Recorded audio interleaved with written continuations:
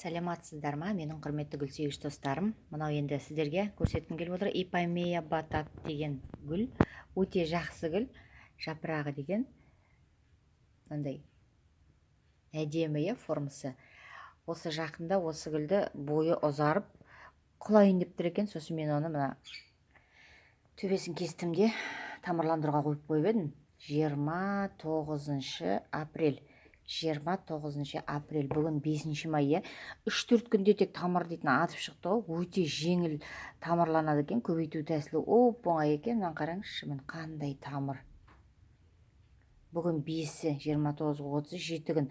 Бұл 3-4 күнде шықты. Сол кезде түсірем ғой деп едім. Уақытын көрсетіп сіздерге сыртына жазып қойдым. Тамыр дейтін керемет. Өзі бодрый болып тұр. Көбейту тәсілі дейтін оңай екен.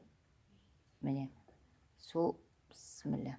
Сол өсіріп, енді міне сол жерден жаңағы побег беріп жатыр. Ипомея батат. Жақсы гүл екен. Әдемі гүлі. Мен де бұны осы жақында алғам. Сіздерге көрсеттім. Инстаграм парақшамда бар.